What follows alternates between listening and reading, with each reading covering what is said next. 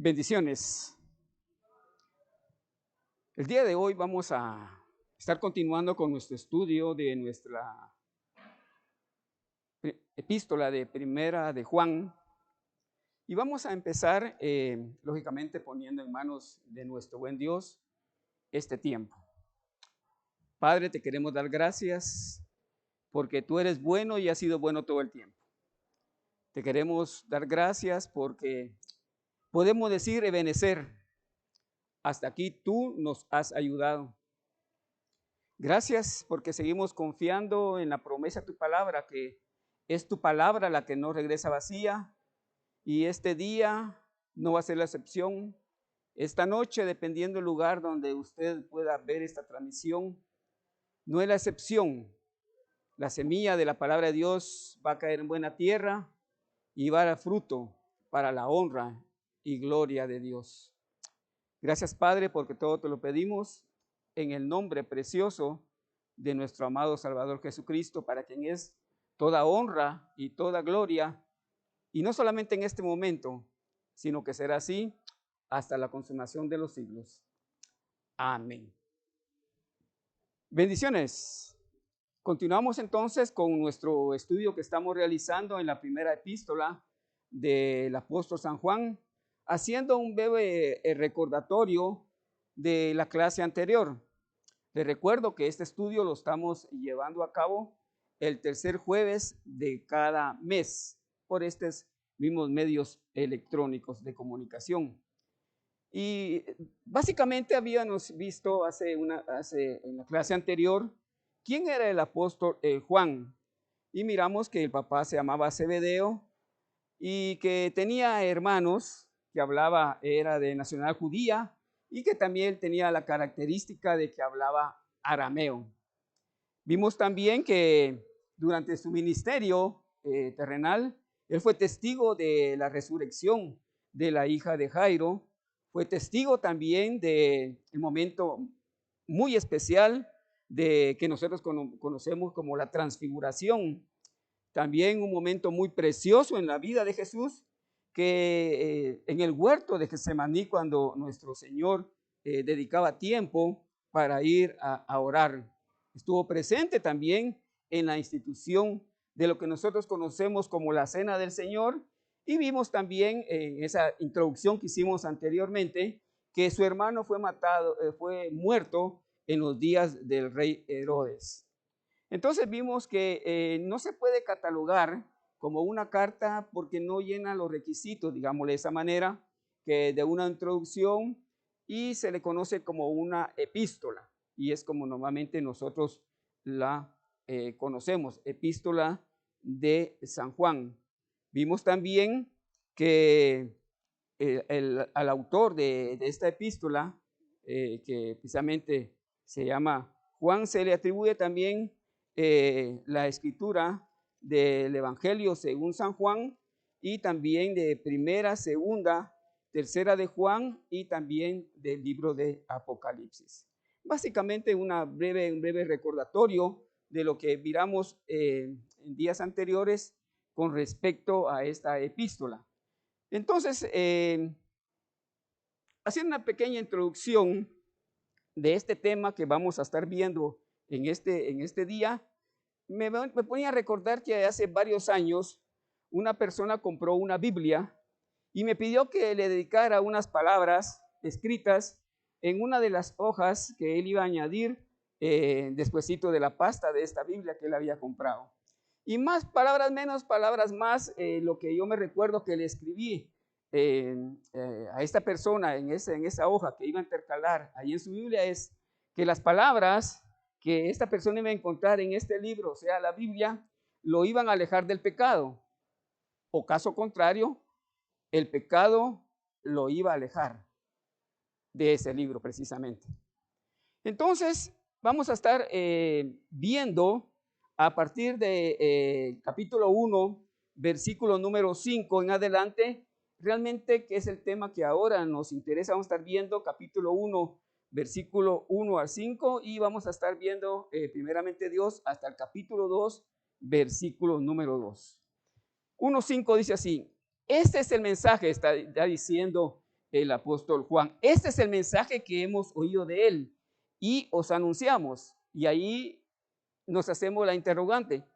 ¿Cuál es el mensaje? El mensaje es, dice, el mensaje es que Dios es luz. Este es el mensaje.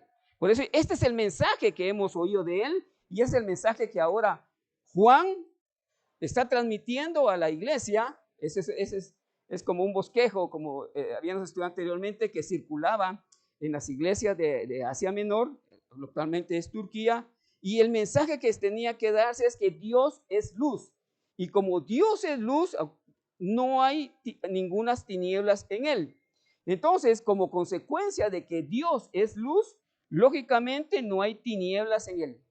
Voy a hacer un pequeño paréntesis.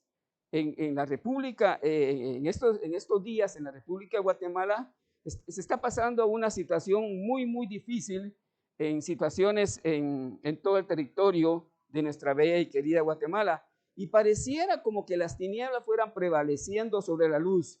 Pareciera como que la maldad fuera prevaleciendo sobre el bien y que el pecado fuera ganando mucho, mucho terreno, mucho, mucho espacio.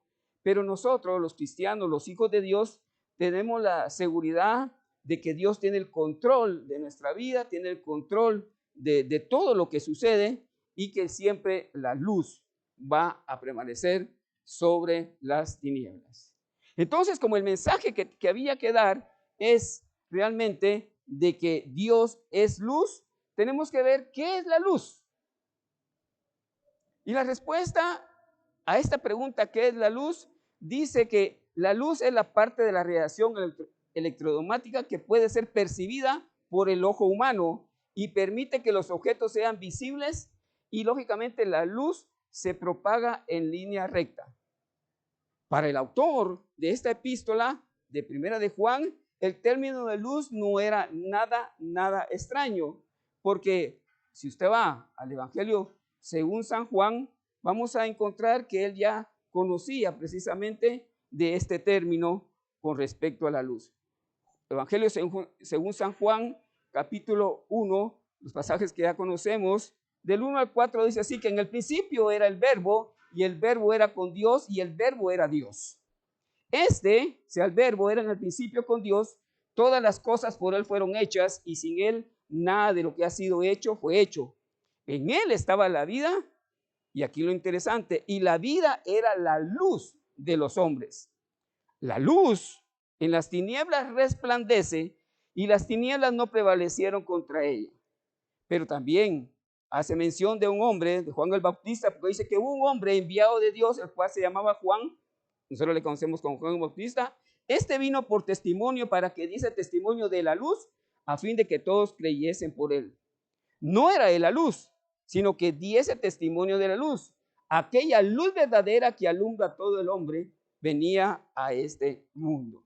Entonces el término de luz para el apóstol, para el autor de esta epístola, no era extraño. Él ya conocía el término de luz.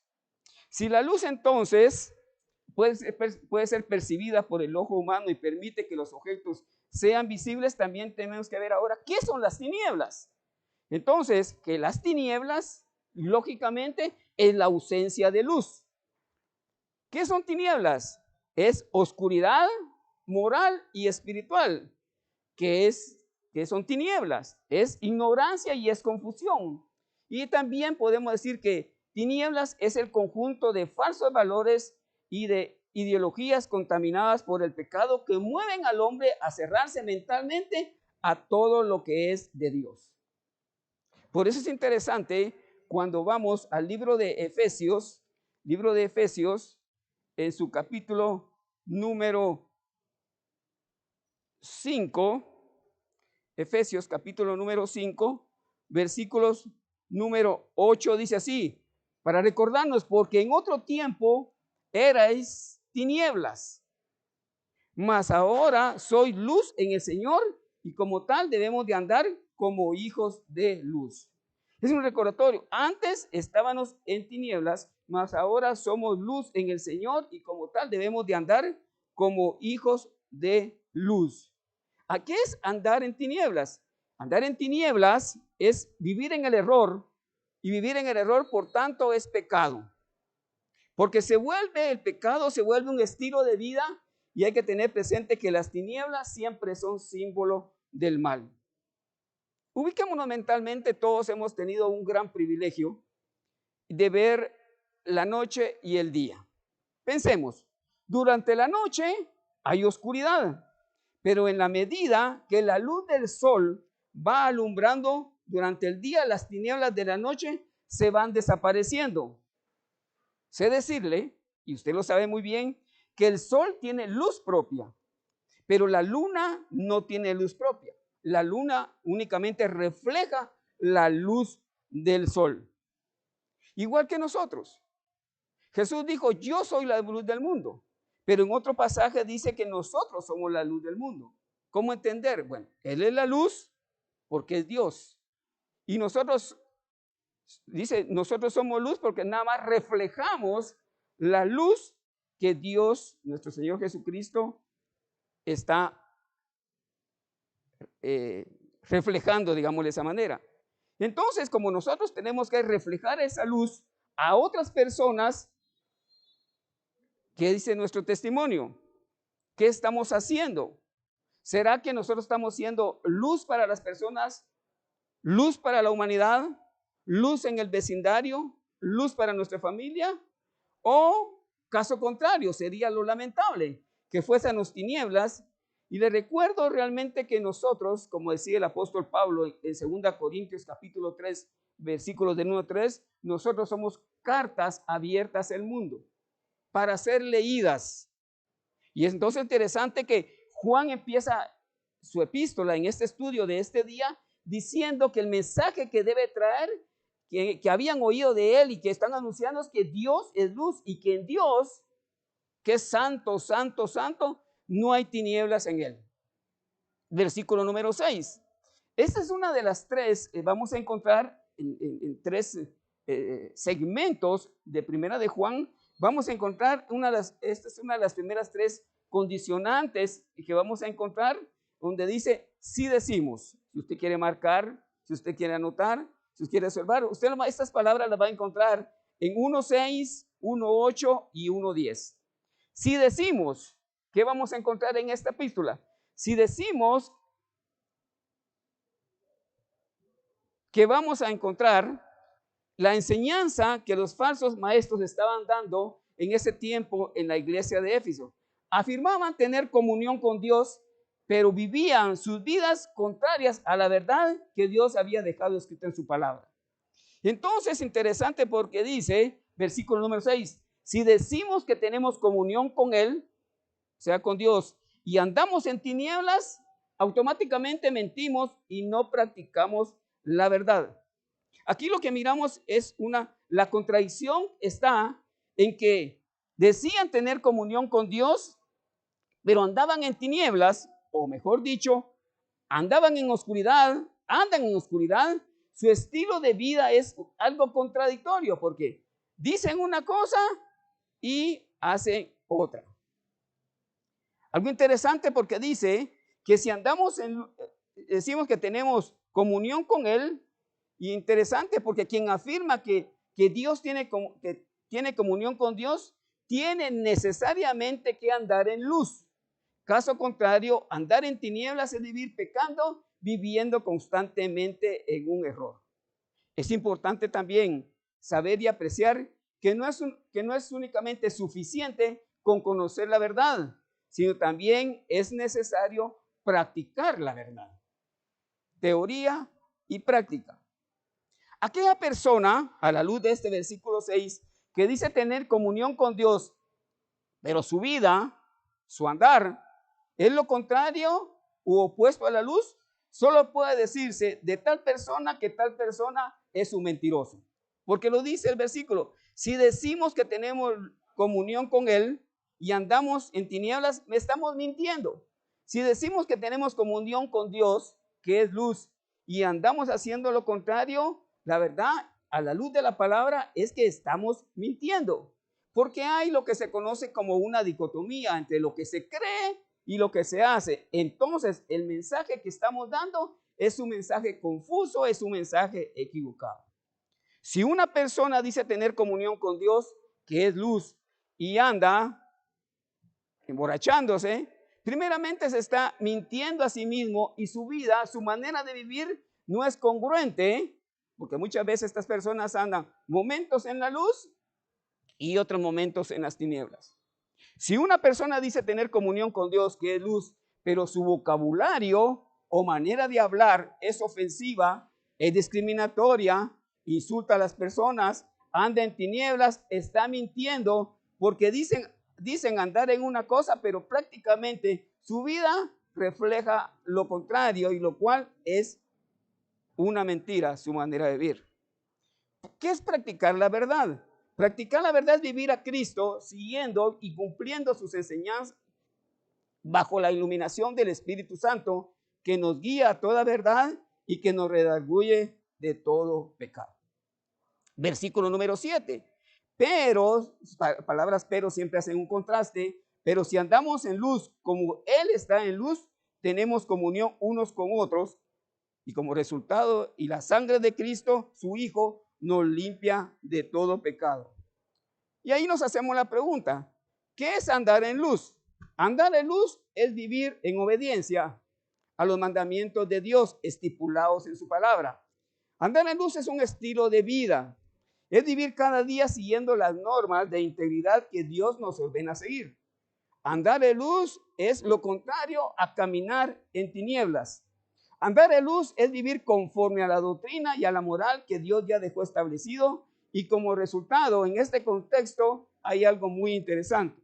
Primero, la limpieza continua del pecado, debido a que cuando una persona está expuesta a la luz, se evidencian sus pecados que tenemos que confesar. ¿Por qué? Porque la luz expone las tinieblas, disipa las tinieblas. Y es interesante algo, no puede haber comunión con los hermanos, sino primeramente no la tenemos con Dios, porque la comunión horizontal con los hermanos es como consecuencia lógica de una relación vertical que tenemos con Dios. Sé decirles que el pecado es un obstáculo a la comunión con Dios. De esta manera, el apóstol Juan desvirtúa la enseñanza que estaba teniendo, la influencia de la enseñanza errónea que estaban teniendo en ese tiempo, que enseñaban que tenían una comunión con Dios, pero sin necesidad de tener comunión con los creyentes, todos los hermanos en la fe. Por eso, al andar en luz y cuando el Espíritu Santo nos guía a toda verdad y nos redarguye de pecado, debemos recordar que la sangre de Cristo nos limpia de todo pecado que sigue saliendo continuamente como resultado de estar expuesto a la luz que es Dios. Versículo número 8. Encontramos el segundo condicionante. Si decimos que no tenemos pecado, nos engañamos a nosotros mismos y la verdad no está en nosotros. Otra enseñanza errática que había era que debido al nivel de su conocimiento que ellos tenían de Dios, ya ellos decían que no tenían pecado. Decían que el espíritu era libre de pecado y por lo tanto no importa lo que se hace con el cuerpo. Pero el apóstol Juan en este versículo le enseña a los hermanos todo lo contrario, o está enseñando la manera correcta, la verdad de Dios. Adicional, si decimos que no tenemos pecado, el libro de Romanos capítulo 3:23 dice, por cuanto todos pecamos, estamos destituidos de la gloria de Dios. Todos sin excepción, hombres y mujeres, hemos cometido pecado. Por lo consiguiente, la verdad no puede estar en aquellos que niegan tener pecado. Si decimos que no tenemos pecado, entonces estamos invalidando y estamos anulando el sacrificio de Cristo, quien derramó su sangre por nuestros pecados. Y es algo contraproducente, que el que nunca cometió pecado, Cristo llevó el pecado de toda la humanidad. El problema está que actualmente a lo bueno se le llama malo y a lo malo se le llama bueno. Vamos a poner ejemplos muy prácticos. Si una persona que profesa ser cristiana sigue ingiriendo bebidas alcohólicas y como argumento dice que es una enfermedad, únicamente lo dice para no asumir su responsabilidad ante Dios de que está cometiendo un pecado. ¿Qué pasa con eso? Primeramente, está afectando su parte económica, también está afectando su cuerpo, también está afectando su vida familiar y por ende está afectando a la totalidad del cuerpo de Cristo. ¿Qué pasa también? Si una persona no cambia su manera de hablar, sigue siendo vulgar, sigue siendo, sus palabras son soeces, sus palabras son muy insultativas, entonces debemos de recordar lo que dice Efesios 4:29. Vayamos a Efesios capítulo 4, versículos 29. Dice de esta manera, 4:29 dice: ninguna palabra corrompida salga de vuestra boca, sino la que sea buena para la necesaria edificación, a fin de dar gracias a los oyentes. Entonces, si la persona no cambia y continúa diciendo, continúa con su vocabulario soez, vulgar, muy insultativo, y argumenta diciendo, bueno, así soy yo, así fueron mis padres y así voy a morir y yo no cambio. Lo que estás diciendo es que no quiere asumir su responsabilidad y al estar practicando esa manera de hablar, está cometiendo un pecado. Se le olvida que en Cristo Jesús todos somos nuevas criaturas. Si una persona sigue con patrones pecaminosos de conducta, diciendo que es una maldición generacional, para no asumir su responsabilidad, que ahora es templo y es moral el Espíritu Santo, y a través del cuerpo, por ser moral el Espíritu Santo, debemos de glorificar a Dios, según Primera de Corintios, capítulo 6, versículos 19 al 20. Y así el hombre se vive justificando o se sigue mintiendo a sí mismo y evidencia por eso mismo que no anda en la verdad. Pero algo interesante también, versículo número 9. Si confesamos nuestros pecados, Él es fiel y justo para perdonar nuestros pecados y limpiarnos de toda maldad. Aquí es algo muy interesante. Si decimos que no tenemos pecado, nos engañamos a nosotros mismos.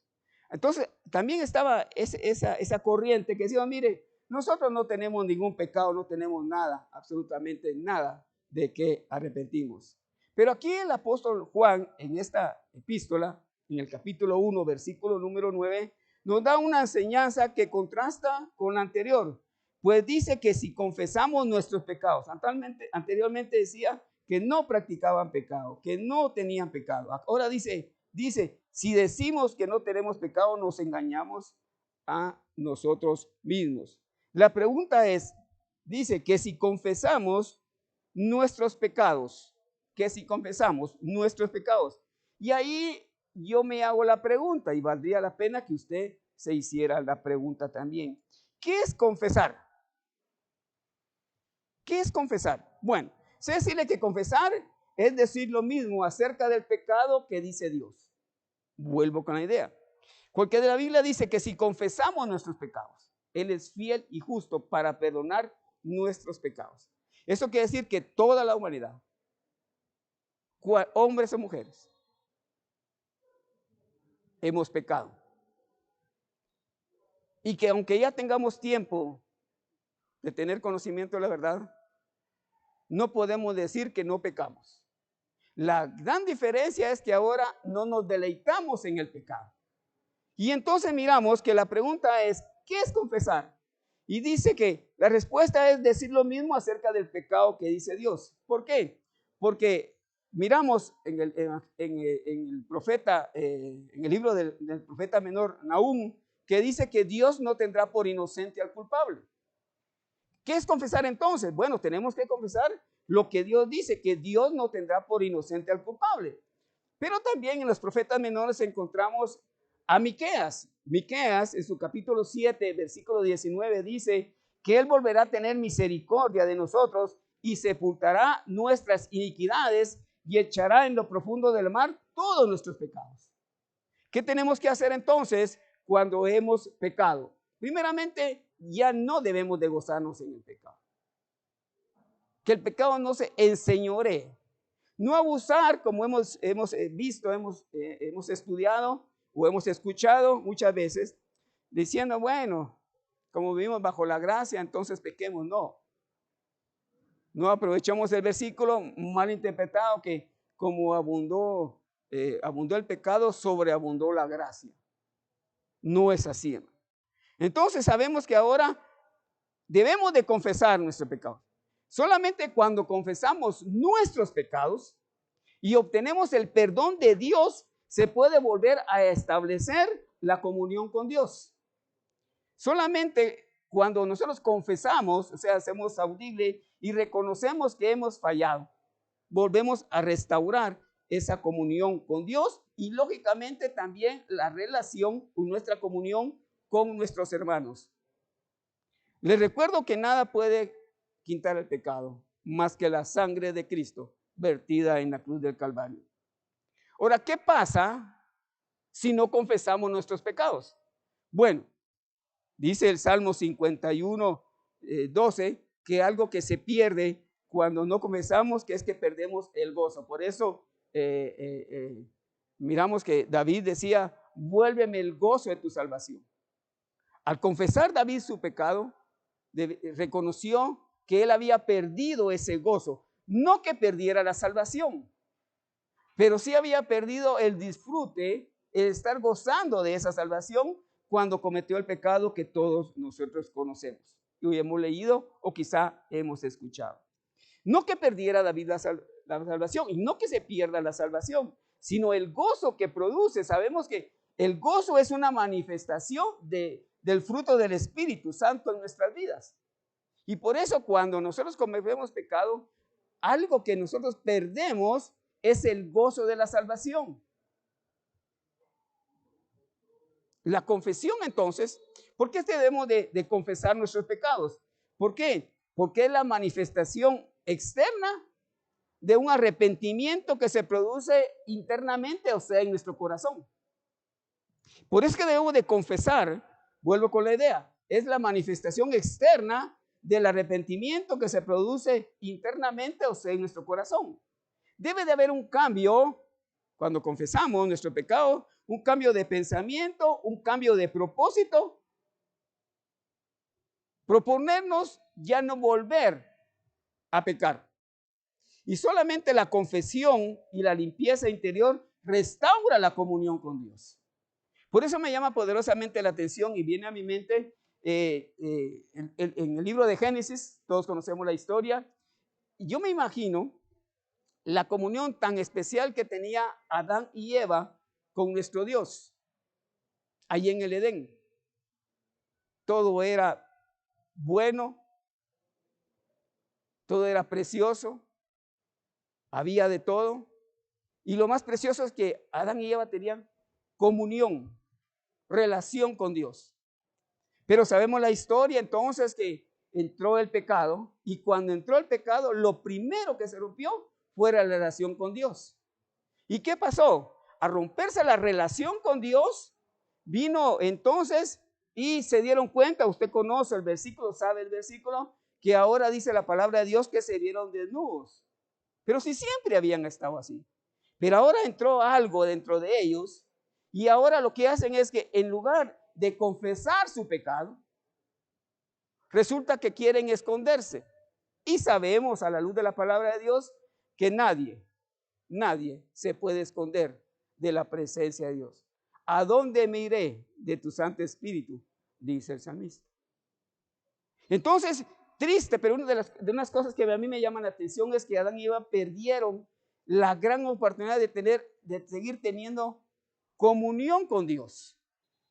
¿Por qué? Porque no reconocieron, no confesaron que habían pecado. Y lo más triste es que fueron expulsados de aquel lugar donde tenían una gran bendición de todo. Y ya no digamos de la dulce presencia de Dios. Entonces, solamente cuando confesamos nuestros pecados y la limpieza interior, entonces se restaura la comunión con Dios. ¿Por qué? Porque cuando Dios, en la justicia de Dios, descansa no solamente el perdón de nuestros pecados, sino también la limpieza de los mismos. Somos perdonados de nuestros pecados, pero las manchas que han quedado son limpiadas con la sangre de Cristo. Y solamente Dios puede ser justo perdonando el pecado. Y la razón por la cual Dios, que es justo, perdona el pecado es porque lo hace en base al sacrificio de Cristo en la cruz del Calvario. Hay un pasaje que a mí me llama poderosamente la atención. Yo si quisiera, usted lo conoce, pero valdría la pena que lo miráramos brevemente. Es Evangelio según San Lucas, capítulo número 15, versículos del 11 al 32, está toda la historia, pero vamos a tomar solamente ciertos versículos.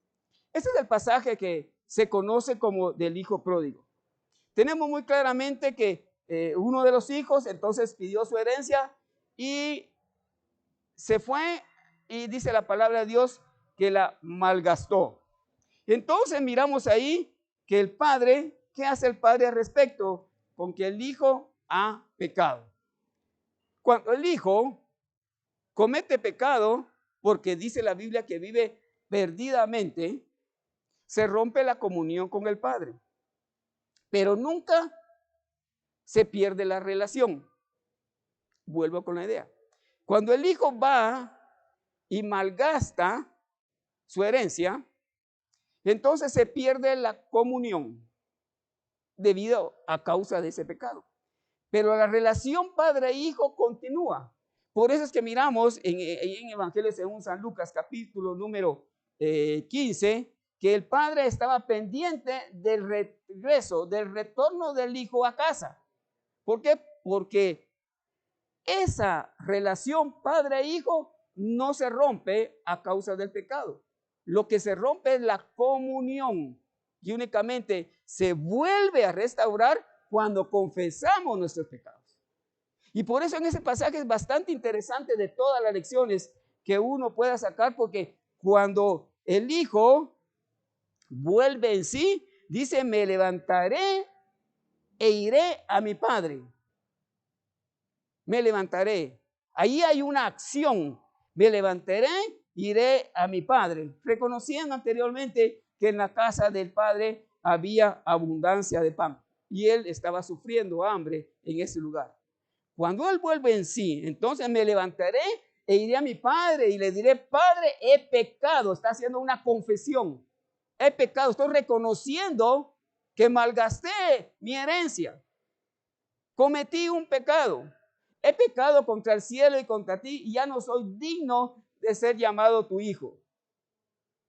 Pero como la relación no se ha perdido, miremos la actitud del padre. Y levantándose vino a su padre y cuando aún estaba lejos, lo vio el padre. ¿Por qué? Porque la relación no se había perdido. Y ahora con esa confesión se restaura la comunión. Se restaura la comunión. Mira, eso es precioso. Se restaura la comunión y dice, y el padre fue movido a misericordia y corrió, mire hermano, qué maravilloso, y se echó sobre su cuello y le besó. Y el hijo le dijo, Padre, he pecado, la confesión, contra el cielo y contra ti, y ya no soy digno de ser llamado tu hijo. Pero el padre dijo a sus siervos, lo que usted conoce, saquen el mejor vestido, vístanle y pongan el anillo y calzado a sus pies y hagamos fiesta. ¿Por qué? Porque hay que regocijarnos. Porque estaba muerto y ha revivido. Había perdón, ha pedido perdón y la comunión es restaurada. ¿No se hace para usted algo conocida esa historia? ¿No fue así como usted y yo llegamos a los pies del Señor? Habíamos malgastado no sé cuánto tiempo de nuestra vida, cada quien en diferente época, en diferentes circunstancias, habíamos malgastado lo que Dios nos había dado. Pero un día volvimos en sí y volvimos. a casa del Padre. Y como la relación no se había perdido, nuestro Padre nos recibió con los brazos abiertos. Y ahora estamos disfrutando de la presencia de Él, de la comunión con Él, de la luz de Él. Y es interesante porque en la medida que nos vamos acercando a Dios, que es luz, a lo que vimos al principio de este estudio, que es luz en el 1.5 de esta epístola, entonces en la medida que nos vamos acercando a la luz, resulta que vamos viendo que todavía hay áreas en nuestra vida que debemos de confesar. La única manera como nosotros nos vamos dando cuenta de que debemos de ir limpiando muchas cosas, debemos de ir confesando cosas que están aún ocultas en nuestra vida, es en la medida que nos vamos acercando más y más a la luz que es Dios. ¿Por qué? Porque la luz alumbra. Voy a hacer un paréntesis también aquí. Posiblemente, si usted me está escuchando en Guatemala, puede que sea muy común, tal vez un recordatorio, o si en otro país no sé cómo será, pero hace muchos años, ahora ya eso va desapareciendo con todos los cambios que han habido. Habían lo que nosotros llamamos salas de cine en Guatemala. Y habían salas de cine y por cierto bastantes, y eran bastantes, los salones, lo que se conocen como cines, eran bastante grandes. Y cuando uno llegaba, posiblemente usted se identifica conmigo, llegaba y la película que estaban proyectando ya había pasado, entonces uno entraba y cuando uno entraba al cine, a esa sala del cine donde estaba cantidad de sillas y personas ya empezando a ver la película, esa película que estaban proyectando, entonces uno no miraba absolutamente nada. Y entonces uno decía unas palabras bien especiales, luz, luz. Y entonces llegaba una persona, trabajador de ahí de esas instituciones, y con una linterna iba alumbrando el lugar donde uno se iba a sentar. ¿Por qué? Porque la luz alumbra nuestro camino, esa es la idea. Y entonces nosotros miramos que si no nos vamos acercando a la luz que es Dios, nunca nos vamos a darnos cuenta que tanto nosotros hay suciedad de pecado todavía. Por eso es que cuando nosotros, Dios ya nos perdonó nuestros pecados, pero nosotros en la medida que nos va como cristianos, como hijos de Dios, día tras día, mes tras mes, año tras año que va pasando en nuestra vida, nos vamos acercando más y más a Él, entonces nos vamos dando cuenta que hay áreas en nuestra vida que también tenemos que confesar. Y Él, como dice la palabra, es fiel y justo para perdonar nuestros pecados y nos va a limpiar, hermano. Esa es una esperanza. Ese motivo de agradecimiento, ese motivo de gratitud a Dios, que nos va a perdonar. Y después miramos el último, si decimos condicional, versículo 10. Si decimos que no hemos pecado, le hacemos a Él mentiroso y su palabra no está en nosotros. Esto había otro grupo que decía, miren, nosotros nunca hemos pecado. Entonces, ¿de qué vamos a arrepentirnos? ¿Qué vamos a confesar si nosotros no tenemos pecado? Entonces dice, si decimos que no tenemos pecado, le hacemos a Él mentiroso. Hay personas que continuamente expresan la negación de que cometen pecados. Yo no he pecado, dice una persona. ¿De qué me voy a arrepentir? Eso es normalmente, todo el mundo lo hace. Es tan normal ahora. Pero que sea normal para otros no quiere decir que sea normal para nosotros. Que sea normal para todo el mundo no quiere decir que sea bien para usted o que para usted esté correcto. Entonces niegan que, y esto es mucho más delicado, el confesar que no han cometido pecado es mucho más delicado. La razón es porque si decimos que no hemos pecado, dice la palabra de Dios que le estamos diciendo que Dios es mentiroso. Y entonces eso sí es pecado. ¿Por qué? Porque estamos diciendo que Dios es mentiroso y le estamos diciendo que Dios es mentiroso a aquel que es luz y que es santo, santo, santo. Eso sí es pecado. Entonces aquellas personas que dicen que no hemos pecado, automáticamente están cometiendo un pecado. No sé si les transmito la idea. Están diciendo, nosotros no tenemos que arrepentirnos, nosotros nunca hemos pecado. Pero desde ese momento, entonces están pecando porque están haciendo a Dios mentiroso. Y mucho más allá, es como decir que Dios no es santo. Es como desvirtuar la palabra de Dios. Es como decir que Dios no es luz. Es como decir que Dios mintió cuando dijo que todos estábamos destituidos de la gloria de Dios. Es como decir, Juan el Bautista se equivocó cuando vio a Jesús y dijo, he aquí el Cordero de Dios que quita el pecado del mundo. Es como desvirtuar totalmente todo lo que nosotros conocemos como palabra inspirada por el Espíritu Santo de parte de Dios. Es todo lo contrario. Y vayamos por favor al libro de Proverbios, capítulo número 20, versículo número 9. Libro de Proverbios, capítulo 20, versículo 9. Dice así, ¿quién podrá decir? Y si usted mira, está en signos hay una pregunta, en signo de interrogación. ¿Quién podrá decir, yo he limpiado mi corazón, limpio estoy de mi pecado? Nadie. Y si usted mira el Salmo número 51, regrese un poquito al libro de los Salmos, Salmo 51, 2, vamos a encontrar otra gran verdad. Dice, lávame más y más de mi maldad y límpiame de mi pecado, dice el rey David. Entonces, la negación del pecado pone de manifiesto algo muy interesante que hay en el corazón de la persona que está diciendo que no tiene de nada de qué arrepentirse. ¿Por qué? Porque está demostrando orgullo y está demostrando arrogancia y que no tiene de nada, absolutamente nada de qué arrepentirse. Eso lo que hace está invalidando la palabra de Dios, no aceptando la iluminación del Espíritu Santo, porque dice que el Espíritu Santo nos va a redarguir de todo pecado. Imagínense las consecuencias de decir que no hemos pecado. Pero hay algo interesante también. En estos versículos expuestos anteriormente, el día de hoy el único remedio para restaurar la comunión con Dios es por medio de la confesión de los pecados. Después de haberlos confesado, ¿verdad?, entonces lo que debemos de hacer es separarnos definitivamente de seguir practicando el pecado.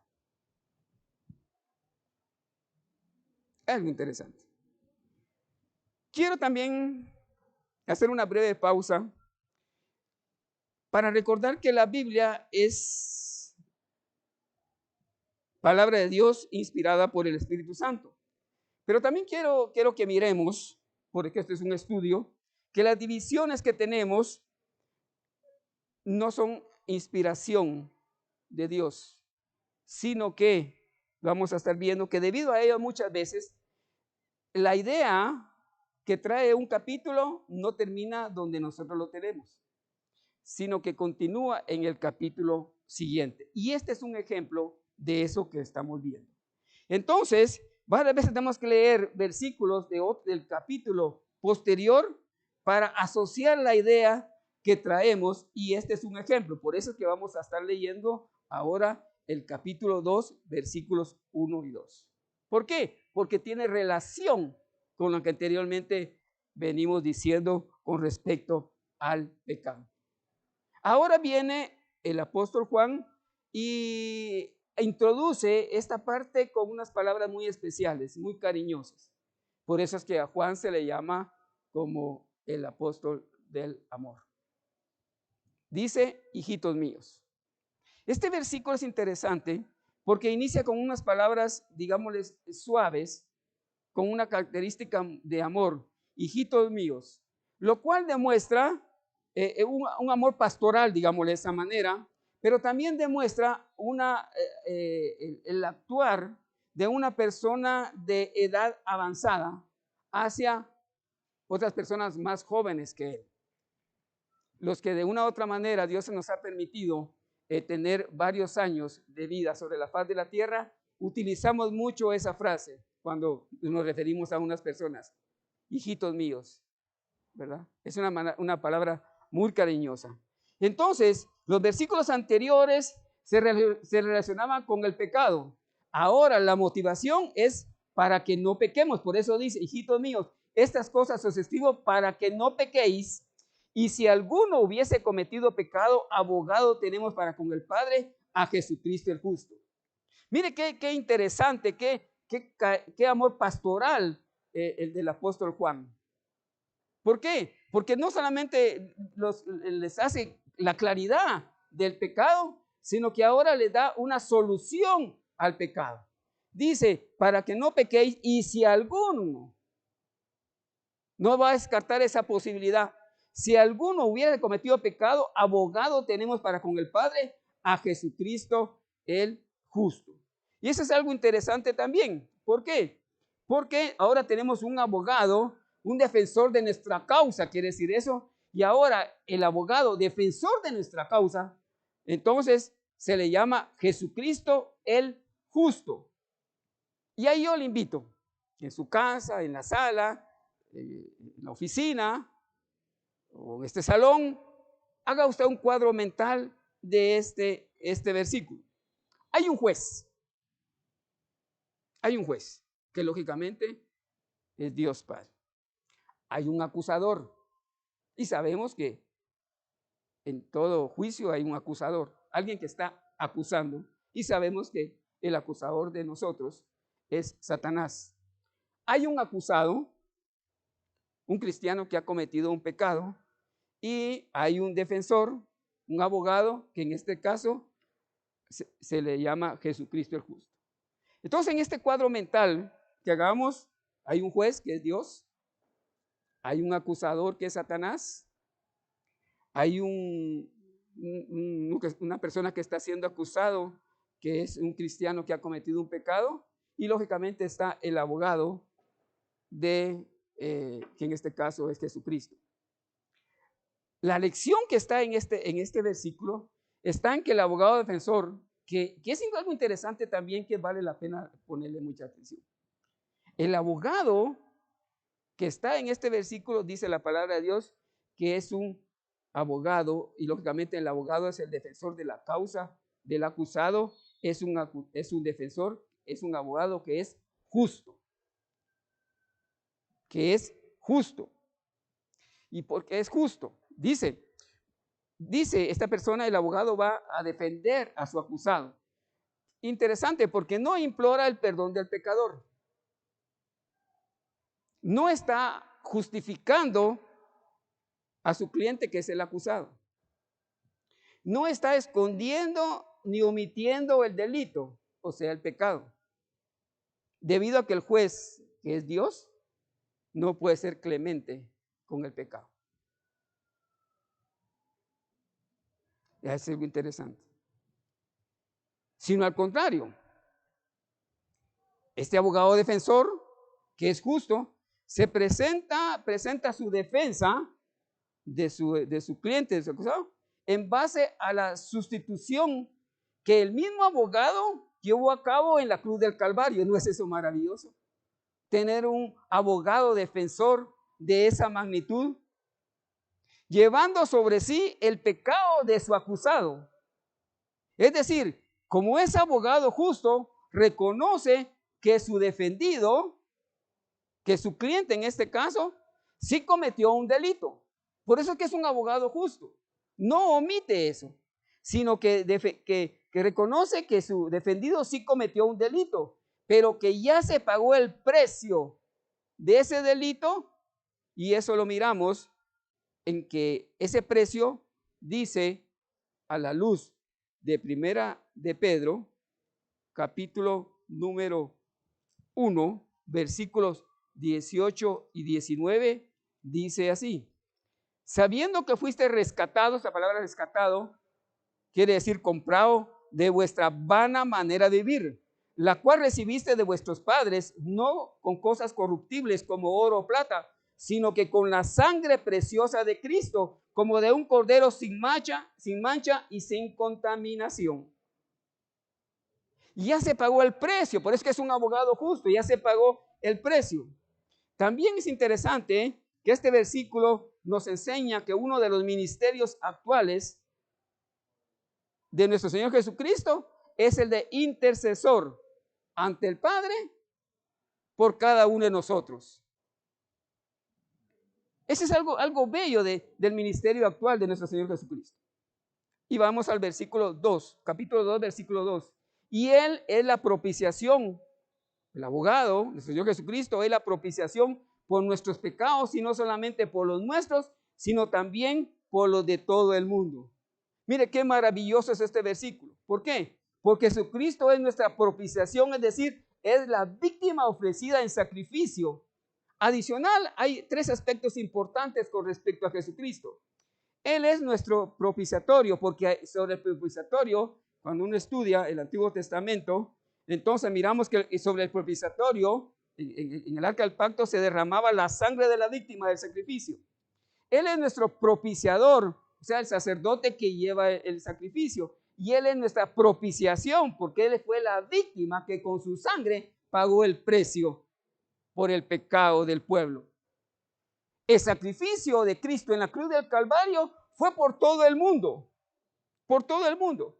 Y usted conoce un versículo tan conocido, Juan 3:16, porque de tal manera amó Dios al mundo, que ha dado a su Hijo unigénito, para que todo aquel que en Él cree no se pierda, mas tenga vida eterna. Dio su vida por todo el mundo, pero depende de cada una de las personas que están en el mundo si se apropian o no, si creen o no en el sacrificio de Cristo en la cruz del Calvario. Y eso entonces ya depende de cada persona. El precio ya fue pagado. El sacrificio, dice a la luz del libro de Hebreos, se hizo una vez y para siempre. Ya nunca más se va a volver a repetir el sacrificio de Cristo en la cruz del Calvario. Y entonces concluimos con este. Al estudiar y meditar y aplicar los consejos de la palabra de Dios en este estudio, procedemos a hacer lo que dice el libro de Hebreos capítulo 10 en sus versículos 22 y 23.